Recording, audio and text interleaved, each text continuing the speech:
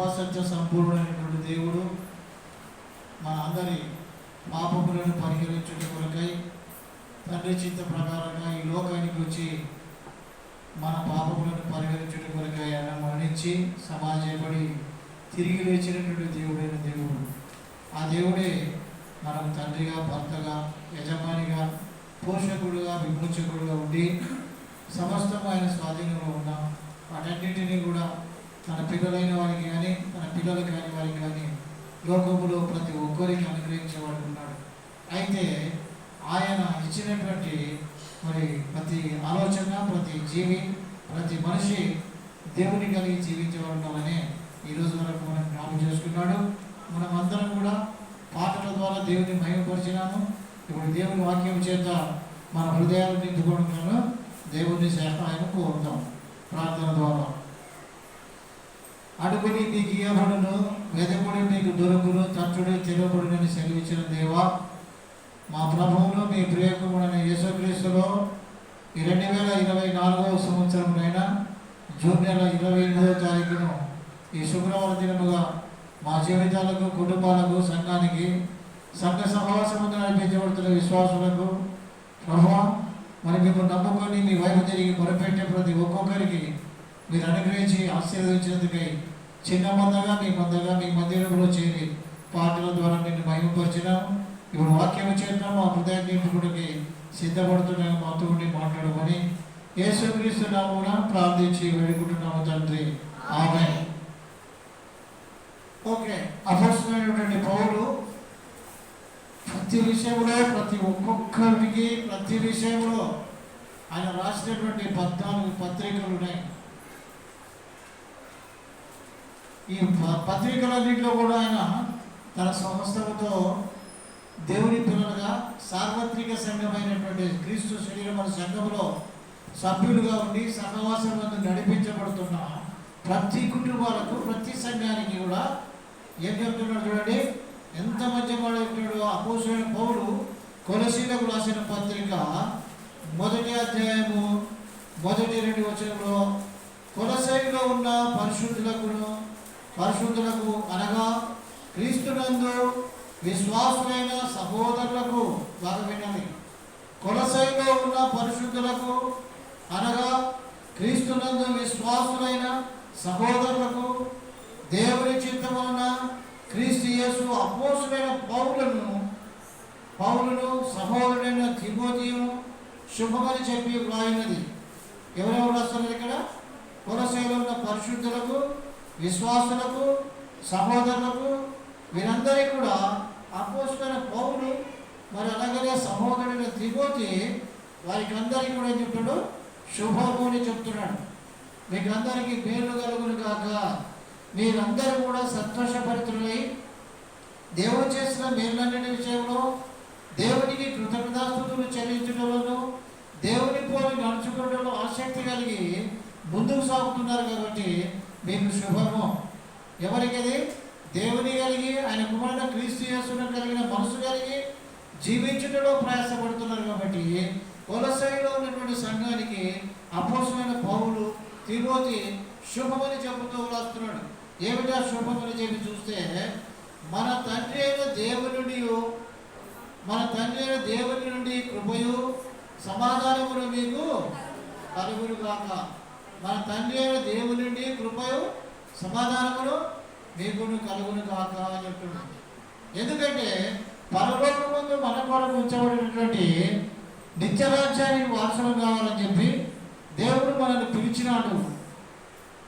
ఆయన పిలుపు మేరకు ఆయన దగ్గరికి వచ్చి ఆయన మాట వినే వాళ్ళందరూ కూడా యేసు ప్రభు దేవుడై ఉన్నాడని నోటితో ఒప్పుకొని హృదయం ముందు విశ్వసించి పాపక్షమాపణ నీటిలో బాప్తిసం పొందినారు.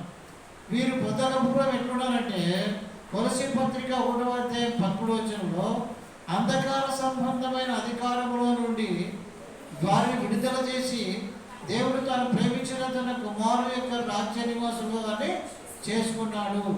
అందుకే పరలోకమందు మన కొరకై ఉంచబడినటువంటి ఆ రాజ్యము, ఆ నిత్య నివాసము మన కొరకు ఉంచబడిందని ఈ భూమి మీద బ్రతికిన కాలంలో మనమందరం కూడా ఆయనను పోలి నడుచుకునే వారిగా ఉండాలని చెప్పేసి అపోస్తలుడైన పౌలు కొలసీ పట్టణ కలిసి ఆ పత్రికలో వారికి సెలవిస్తున్నాడు. మీరందరూ కూడా నాటి నుండి నేటి వరకు ఏ విధంగా అయితే ప్రభువును పోలి నడుచుకొని ఆయనకు ప్రియమైన పిల్లలుగా ముందుకు సాగుతున్నారో అంతవరకు మీరు ఆ విధంగా నడిస్తే దేవదేవుడు మీ కుటుంబాలతో, మీ భర్తలతో, మీ భార్యలతో, మీ పిల్లలతో, మీ తల్లిదండ్రులతోనూ పెద్దలతో నుండి మిమ్మల్ని ఆదరించి భద్రపరిచేవాడు ఉన్నాడు. అందుకే ఏ ఒక్కరు కూడా ఏ సమయంలోనైనా కూడా తొట్టిల్లి పడిపోకుండా జాగ్రత్తగా బ్రతకమని సెలవిస్తున్నాడు. మనం తొట్టిల్లి పడిపోకుండా జాగ్రత్తగా బ్రతకాలంటే యేసు ప్రభువులో మనం ఎదిగే వాళ్ళే ఉండాలి. యేసు ప్రభువులో మనం ఎదగాలన్నప్పుడు ఎఫెసీ పత్రిక 4వ అధ్యాయం 10వ వచనంలో ప్రేమ కలిగి సత్యము చెబుతూ ఆయన కుమారుడైన క్రీస్తు యేసులో మనము ఎదుగుదాము అని చెప్తాడు. ఏం కలిగి నడుచుకోవాలట? ప్రేమ కలిగి సత్యము చెబుతూ క్రీస్తు వల్ల మనం ఉండకు ఆయన వల్ల మనం ఎదుగుదాం. మనం ఎదిగినప్పుడు మనకు కావాల్సిన వాటన్నిటిని ఆయన సమకూర్చేవాడు ఉంటున్నాడు. అందుకని అంధకార సంబంధమైన అధికారముల నుండి విడుదల చేసి తాను ప్రేమించిన తన కుమారుని యొక్క రాజ్య నివాసులుగా మనల్ని చేసుకున్నాడు. మనం అందరం ఆయన పిల్లలుగా మనం ఆయన ఇచ్చేటువంటి నిత్యరాజ్యం కొరకు మనం కనిపెట్టుకుని ప్రార్థన ద్వారా మనం సహాయం కోరితే మనకు కావలసిన వాటిని దేవుడు అనుగ్రహిస్తాడని మత్తయి సువార్త 6వ అధ్యాయం 33వ భాగంలో మనం సెలవిస్తున్నాడు. మనము ఆయన ప్రియమైన పిల్లలుగా, పరిశుద్ధులుగా, సహోదరులుగా, విశ్వాసులుగా ఆయన సహవాసం నడిపించబడుతూ ఆయన ఆరాధించే వారిగా ఉంటే ఆయన మన అవసరతలు ఏమైనావో వాటన్నిటిని మన కుటుంబాలకు, మన పిల్లలకు అవసరమైన వాటిని తీరుస్తాడు అని చెప్తాడు. మనం ఏం చేయాలంటే చూడండి, అప్పుడు తులసి పత్రిక మత్తయి సువార్త 6వ అధ్యాయం 33వ భాగం. కాబట్టి శుభమని చెప్పినటువంటి వారికి ఏం చెప్తున్నా, ఈ లోకములో బ్రతికిన కాలంలో శరీర సంబంధమైన వాటితోనే కాకుండా ఆత్మ సంబంధమైన వాటి విషయంలో కూడా మనం సొంతగలిగి ఆయన మనం వెదికేవారు. కాబట్టి మీరు ఆయన రాజ్యమును నీతిని మొదట వెతుకుడి. ఆయన రాజ్యమును నీతిని వెతకండి. నా పిల్లలారా, నా కుమార్తెలారా, నా కుమారులారా, మీరందరూ లోకంలో ఉన్న లోకం వైపు కాకుండా నా వైపు తిరిగి నా రాజ్యమును, నా నీతిని మీరు వెతికేవారుగా ఉంటే అప్పుడు అవన్నీ ఏమేమని మీకు ఏమైతే కావాలని కోరుకుంటున్నారో వాటిని మీకు దేవుడు అనుగ్రహిస్తాడు. మీరు ఏమైతే మీరు పొందాలని ఆశపడి దేవుడి వైపు తిరిగి ప్రార్థన చేస్తారో వాటిని మీకు అనుగ్రహిస్తాడు. అందుకొరకే పరిశుద్ధంగా ఉండటం కొరకే దేవుడు మనం పిలిచిన పిలుపు తగినట్టుగా మనకు అవన్నీ కూడా కావాలనుకున్నప్పుడు ఆయన నీతిని, ఆయన రాజ్యమును మనము వెదికేవారుగా ఉండాలి. ఆయన నీతిని, ఆయన రాజ్యం వెదికేవారుగా ఉన్నప్పుడు మనం బ్రతికిన కాలంలో మనకి ఇచ్చిన ఆజ్ఞను బట్టి అపోస్తలుడైన పౌలు కొలసీ పత్రిక 10వ భాగం 1వ అధ్యాయం 10వ భాగం చూడండి, ఎంత మంచి మాట చెప్తున్నాడు ఇక్కడ. దేవుడు తన పిల్లలైన వారిలో తన ప్రేమను వెల్లడిపరిచి వారి యొక్క అవసరతలన్నింటినీ కూడా తీర్చుటలో ఎప్పుడు కూడా ఆసక్తి గలవాడు ఉంటాడు, సమీపంగా ఉంటాడు. కొలసీ పత్రిక 1వ అధ్యాయం 10వ భాగం 9-10 ఉన్నాయి చూడండి. అందుచేత ఈ సంగతి వినిన నాటి నుండి, ఏ సంగతి? మనం ఏమైతే పొందాలని ఆశపడుతున్నామో, మన కొరకు దేవుడు దేనైతే సిద్ధపాటు చేసినాడో దాని విషయంలో మనం ఏం చేయాలా? ఆయన నీతిని, ఆయన రాజ్యాన్ని మనం వెతికితే ఇప్పటి నుండి వెతికేవారు ఉన్నప్పుడు, ఇప్పటి నుండి ఈ 2024వ సంవత్సరంలో జూన్ నెల 20వ తారీఖు శుక్రవారం దిన ముందు దేవుని మందిర తేజోమయమైన స్థలంలో మనమందరం కూడా చిన్న మందగా దేవుని మందగా చేరి ఆయన ఆరాధిస్తున్నాం. అందుకే ఇప్పటి నుండి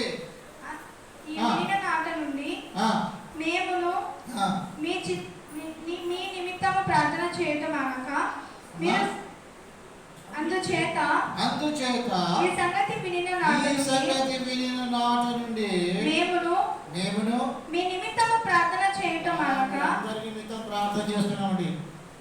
దైవజనులుగా దేవుడు మాకు ఇచ్చిన అధికారాన్ని బట్టి, ప్రభుత్వం వారు ఇచ్చిన అధికారాన్ని బట్టి, సంఘం ఇచ్చిన అధికారాన్ని బట్టి దేవుడు మీరందరి కొరకు ప్రార్థన చేయండి అని చెప్పినాడు.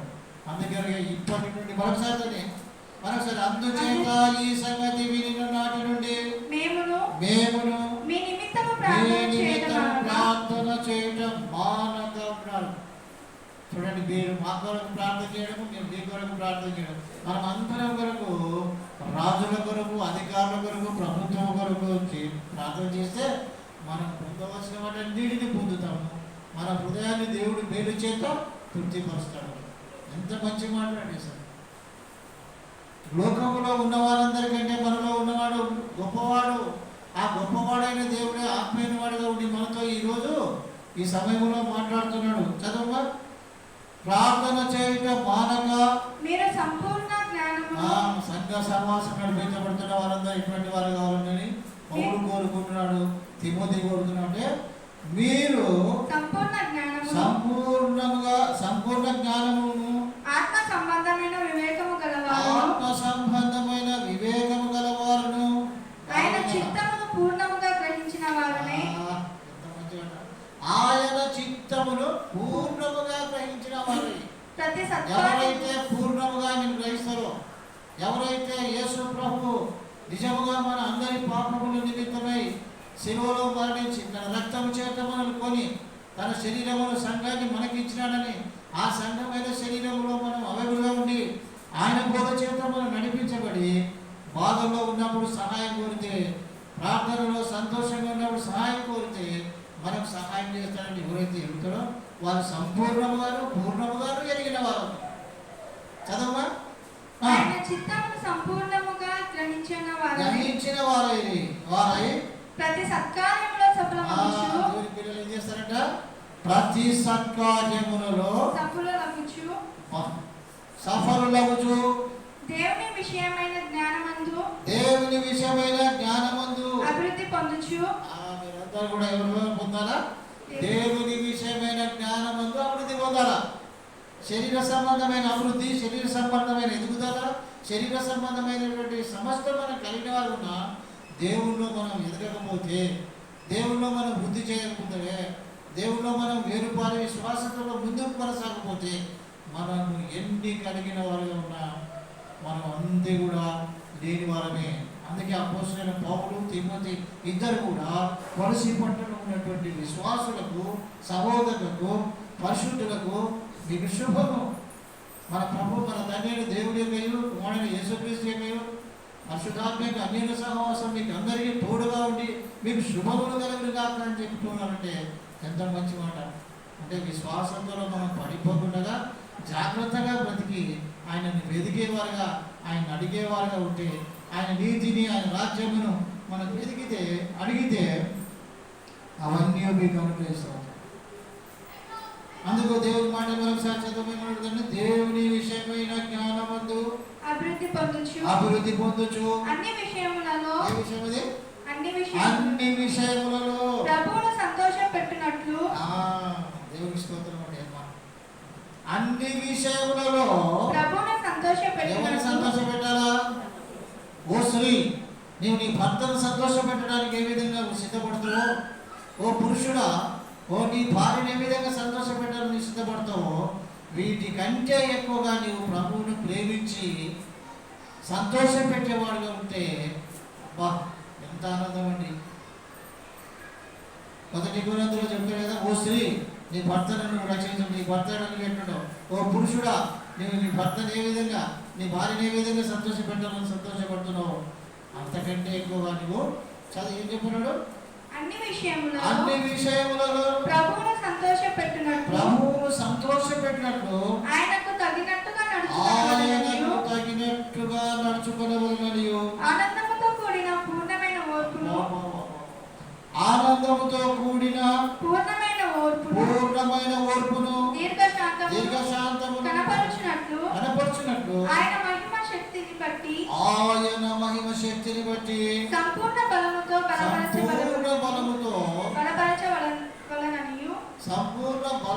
బలపరచబడవలెననియు తేజవాసులైన పరిశుద్ధుల స్వాస్థ్యములో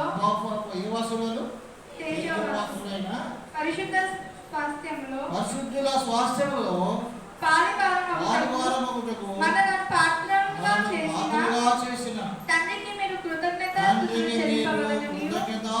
చెల్లింపవలెననియు దేవుని బతిమాలుచున్నాము. దేవా, సంఘ సహవాసం నడిపించబడుతున్న విశ్వాసుల కుటుంబాలలో ఏ ఒక్క కుటుంబం కూడా తొట్టిల్లి పడిపోకుండా ఈ అంత్య దినములలో, దుర్దినములలో, అపాయకరమైన దినంలో ఉన్నామని ఎరిగి ప్రార్థన ద్వారా మీకు పని కలిగించే వారు ఉంటే సహాయం దయచేయనైనా.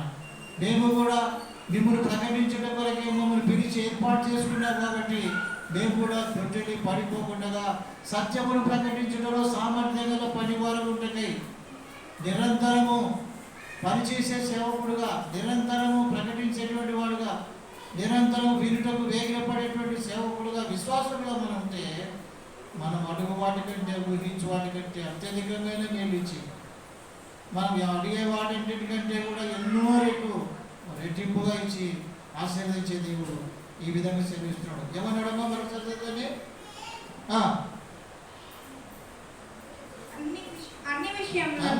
మీరు కృతజ్ఞతాస్తుతులు చెల్లింపవలనని దేవుని బతిమాలుకొనుచున్నాం. ఆయన మనలను అంధకారం సంబంధమైన అందరిని అడుగుతున్నాం, రండి ప్రార్థనకి, రండి చర్చికి, మాకు ఏదో రావాలో రాబోని కాదు.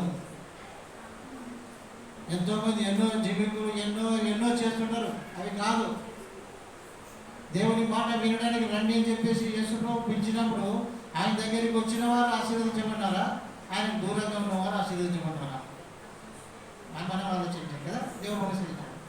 అందుకే బుధవారం, శుక్రవారమే కాదు, అందరూ ఆసక్తి గల వారుగా ఉంటే ఈ ఎద్దులతో పని చేయించుకోవచ్చు మీరు, దేవుడు మోసిన గాడిదలతో పని చేసుకోవచ్చు మీరు. ఎప్పుడు కూడా ప్రకటించడానికి సిద్ధంగా ఉంటున్నాం.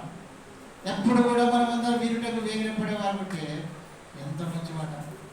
అందుకొరకే నేను దేవుని మాట ఎంతో విస్తారంగా ఉంది ప్రకటించేది. ఎంతో ఎవరు వింటారు మేము చెప్తే అని చెప్పేసి అంటున్నాడు పౌలు కూడా, యెషయా కూడా అంటున్నాడు, మేము ప్రకటించడానికి వెళ్తే ఎవరు వింటున్నాడు అంటున్నాడు. వాడు వినకపోని మీరు ప్రకటించండి. ఎందుకంటే ప్రతి వారు కూడా తొట్టిని పడిపోకుండా అంతం వరకు కొనసాగేటట్టుగా వారిని మీరు హెచ్చరిక చేయండి, వారిని పురిగోర్పండి, వారిని ఉత్సాహపరచండి, వారిని ఆశీర్వదించండి. అందుకే బతిమాలుకుంటున్నాము. ఎంత మంచి వాడు. ఎవరిని బతిమాలుకుంటున్నాడంటే పౌలు దేవుని బతిమాలుకుంటు. మనం కూడా ప్రతి విషయంలో మీరు కుటుంబంలో సంఘం కొరకు, సేవకుల కొరకు, సమాజం కొరకు, బంధుప్రియుల కొరకు, రాజుల కొరకు, అధికారుల కొరకు మనం ప్రార్థన చేస్తే మనకి ఏం దొరుకుతుందో చూడమ్మా. అపోస్తలుడైన పౌలు తిమోతికి రాసిన పత్రిక 1 తిమోతి 2వ అధ్యాయం ఎంత మంచి మాట చెప్తారో చూడండి. మనమందరం కూడా కొలసీ పట్టణంలో ఉన్న వారందరూ కూడా ఏ విధంగా విశ్వాసంతో ముందుకు కొనసాగినారో మనమందరం కూడా ఆ విధంగా విశ్వాసంతో మనము కొనసాగించాల్సిందే. 1 తిమోతి 2వ అధ్యాయము 1 నుంచి మనము సంపూర్ణ భక్తియు. ఎంత మంచి వాక్యం చూడు. మనము, నీవు, నేను, మనము సంపూర్ణ భక్తియు మాన్యతయు కలిగి, సంపూర్ణ భక్తియు మాన్యతయు కలిగి మనమందరం కూడా మనకిచ్చిన ఆయుష్కాలం అంతట్లో కూడా ఎట్లా ఉండాలంటే నెమ్మదిగాను సుఖముగాను బ్రతుకు నిమిత్తము. మనం బతకాలంటే ఏం చేయాలంటే నెమ్మదిగా సుఖంగా బతకాలంటే ఏం చేయాలి? ప్రార్థన చేయాలి. నెమ్మదిగా సుఖంగా బ్రతుకుతున్నామంటే ప్రార్థన చేస్తున్నామని. ప్రార్థన లేని వారు కూడా సుఖముగా నెమ్మదిగా బ్రతుకుతుంటారు మనకంటే ఎక్కువ, కానీ వాళ్ళకి సుఖం ఉండదు, శాంతం పైకి మాత్రం ఉంటారు. కానీ దేవుడి పిల్లలు అట్లా కాదు. నెమ్మదిగాను సుఖముగాను బ్రతుకు నిమిత్తము సంపూర్ణ మాన్యతయు భక్తియు కలిగి అన్నిటికంటే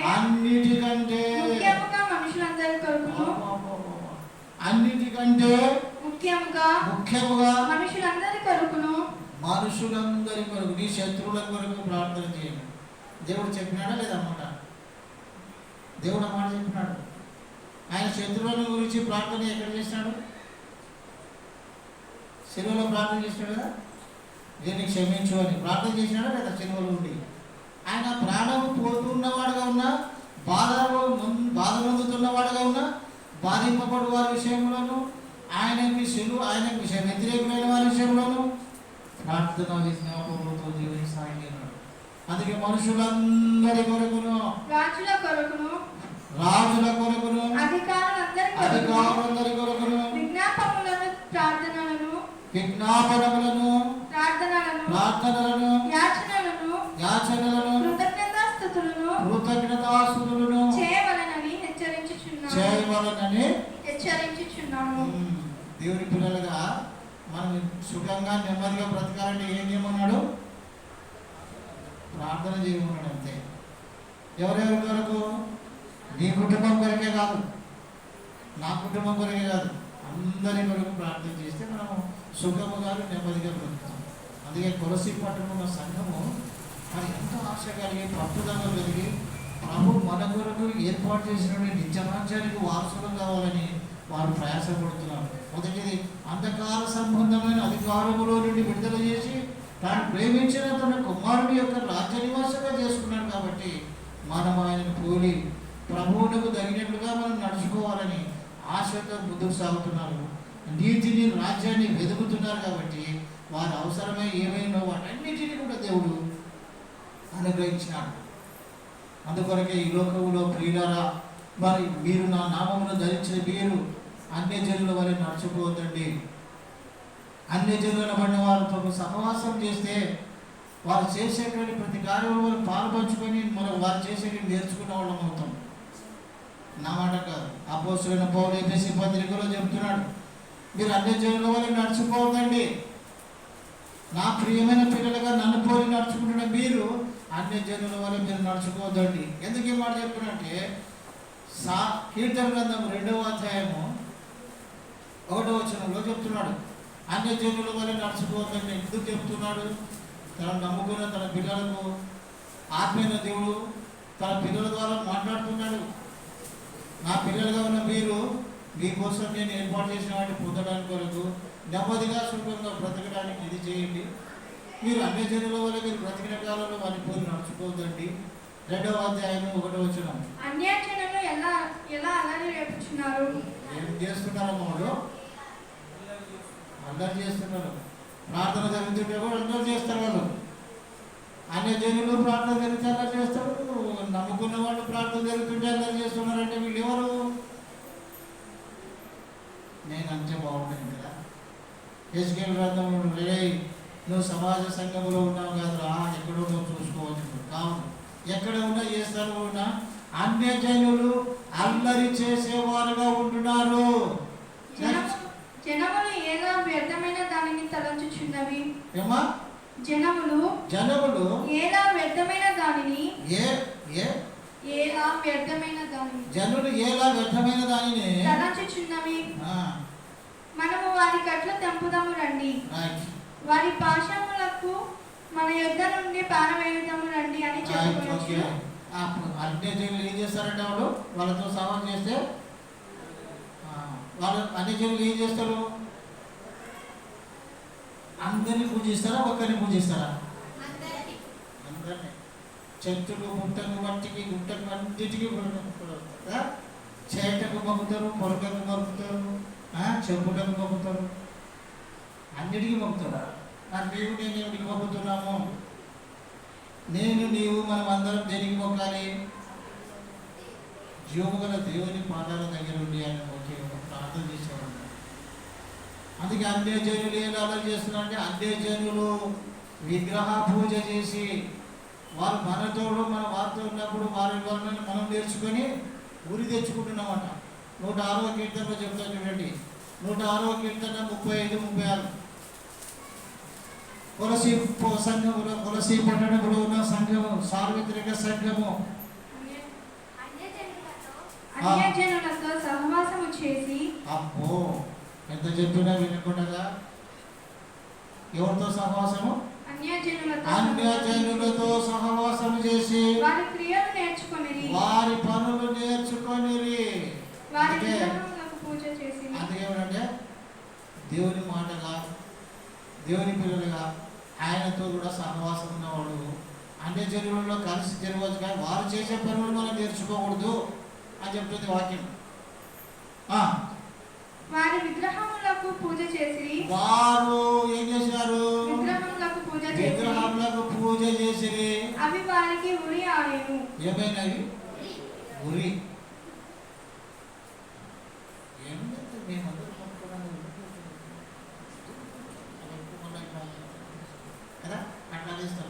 సర్లే వాళ్ళకు శుభ్రన వాళ్ళ సింపతి కోసం చేసుకున్నాం అయిపోయి కొంచెం సాధారణంగా ఏమన్నాడు, ఏ పర్లేదు పైనుంచి కిందికి తిప్పు, నీకు ఎవడన్నా వద్దన్నాడా, నీకు దెబ్బలేదల్లో అని చెప్పినాడు. ఎప్పుడు చెప్పినాడు అమ్మా? యేసుప్రభుకి ఎప్పుడు చెప్పినాడు ఆయన? పైనుంచి కిందికి తిప్పి ఏం పర్లేదు నా మాట నేను దేవుడితో పట్టుకుంటారు వచ్చేయన్నాడు. ఎక్కడున్నారన్నమాట? మత్తయి సువార్త 4 సెలవుస్తాడు. చిన్నగా చెప్పింది అది. ఏమన్నాడు? కిందికి దుక్కు పైనుంచి ఏం లేదు, కొంచెం మొగ్గిదాటి లోక రాజ్యాలన్నీ నావే కదా, నీకు ఇచ్చేస్తాను. అన్యజనులు ఏం చేసినారు?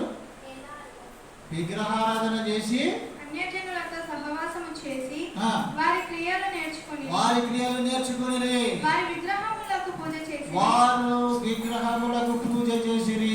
అవి వారికి ఉరి ఆయను. క్రైస్తవులము క్రీస్తు వారమని చెప్పుకుంటూ కూడా రహస్యముగా బహిరంగముగా పూజలు చేసేవాళ్ళు ఉన్నారు. అది కాదు. అందుకేనైనా మనం జాగ్రత్త బ్రతకాలని చెప్తుంది పౌలు, తిమోతి మనం ఈ విధంగా చెప్తున్నారని జాగ్రత్తగా నడుచుకుంటున్నారు. అవి వారికి ఉరి ఆయను. అవి వారికి ఉరి ఆయను. ఉరి అయిన. ఎందుకు ఉరి అయినాయంటే అన్యజనులు దేవుని ఎరగని వారుగా ఉన్నారు.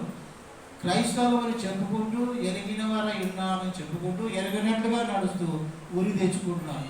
ఆ ఉరి నుండి మనం తప్పించుకోవాలండి. చీకటిలో నుండి జీవపు వెలుగులోనికి నడిపించినాడు, మరణంలో నుండి జీవంలోనికి నడిపించినాడు దేవుడు మనం. అందుకే దేవుని మాటలో వాళ్ళు ఎందుకు ఆ విధంగా మనకు ఉరి అయిందంటే, అన్యజనుడు ప్రసంగి గ్రంథంలో 2వ అధ్యాయం 14వ వచనము, యెషయా గ్రంథం 50:10 చదువుకొని ముగిస్తాం. ప్రసంగి గ్రంథం 2వ అధ్యాయం 14వ వచనం, 2వ అధ్యాయము 14వ వచనం. జ్ఞానికి కన్నులు తలలు నున్నవి, బుద్ధిహీనుడు చీకటి యందు నడుచుచున్నాడు. ఎవరన్నాడు? బుద్ధి అంటే బుద్ధిహీనుడు ఎవరంటే దేవుడు లేడని చెప్పుకునేవాడు. జ్ఞానికి కళ్ళు ఎక్కడ ఉన్నాయంట? తలలో ఉన్నాయి. బుద్ధిహీనుడు చీకటి యందు బుద్ధిహీనుడు చీకటిలో నడుచుచున్నాడు. అయినను అందరికీ ఒకటే గతి సంభవించునని సంభవించునని నేను గ్రహించితిని. యెషయా కుమారుడు దావీదు, దావీదు కుమారుడు సొలొమోను, సొలొమోను ప్రసంగి నేను గ్రహించినాను. అంటే విగ్రహాలు పూజ చేసేవారు, విగ్రహం పూజ చేయడం వాళ్ళని ఇద్దరు చచ్చిపోతున్నారు, అందరికి ఒకటే గతి వస్తుంది అని. ఆ గతి కాదు. ఏ గతి వచ్చినా మన గతి మాత్రము ప్రభుత్వం ఒకటి కొరకి నెమ్మదిగాను సుఖంగాను మనకి ఇచ్చిన ఆయుష్కాలంలో ప్రార్థన పూర్వకంగా దేవుడిని పని కలిగించి విశ్వాసంతో ముందుకు కొనసాగే వారు ఉండాలని వాక్యమైన దేవుడు వారిని మనం చేస్తున్నాను. మరి యెషయా గ్రంథం 50వ అధ్యాయం 10వ వచనంలో వారు దేవుడిని నమ్మినామని చెప్పుకుంటూ నడుస్తున్న వారు ఎక్కడ పోయినారంటే వెలుగు లేక చీకటిలో వారు నడుస్తున్నారు. యెషయా గ్రంథం 50వ అధ్యాయము 10వ వచనం, మీలో యెహోవాకు భయపడి ఆయన సేవకుని మాట వినువాడెవడు? యెషయా గ్రంథం 50వ అధ్యాయము 10వ వచనము, మీలో యెహోవాకు భయపడి ఆయన సేవకుని మాట వినువాడెవడు? ఆయన సేవకుని మాట వినివాడేవాడు. వెలుగు లేకయే. చూడండి, సేవకుల మాట వినేవాడు వెలుగులో నడిచినవాడు. సేవకుడు ఏర్పాటు చేయబడిన వాడుగా, నియమింపబడిన వాడుగా, పిలువబడిన వాడుగా, అన్ని విషయాలలో తనకు తానుగా దేవునికి సమర్పించుకొని బ్రతికే వాడు ఉన్నప్పుడు ఆ సేవకుని మాట వినివాడందరూ కూడా వెలుగు. సేవకుని మాట వింటే వెలుగులో నడుస్తారు. సేవకుని మాట వినకపోతే వెలుగు లేక చీకటిలో నడుచువారు. యెహోవా నామమును ఆశ్రయించి తన దేవుని నమ్ముకొనవలెను. యెహోవా నామమును ఆశ్రయించి తన దేవుని నమ్ముకొనవలెను. దేవుని మాట సెలవిస్తున్నాం. కాబట్టి ప్రియమైన వాళ్ళ మన బ్రతుకు దినంలో నీవు కొలసీ పట్టణంలో ఉన్నటువంటి వారు విశ్వాసంతో పడిపోకుండా జాగ్రత్తగా బ్రతుకుతున్నందుకు అపోస్తలుడైన పౌలు, తిమోతి ఇద్దరు కూడా వారి శుభాభివందనాలు చెప్పి వారి క్షేమస్థితిని గురించి వారికి బోధిస్తూ బతిమాలుకొని మీరు పడిపోకుండా జాగ్రత్తగా బ్రతికి క్రీస్తులో ఇంకా ఎదిగి సత్కార్యముల విషయంలో ప్రభువును పోగి నడుచుకోవాలని వారిని మాటిగా ప్రభుత్వంలో మనవి చేస్తూ బతిమాలినారు.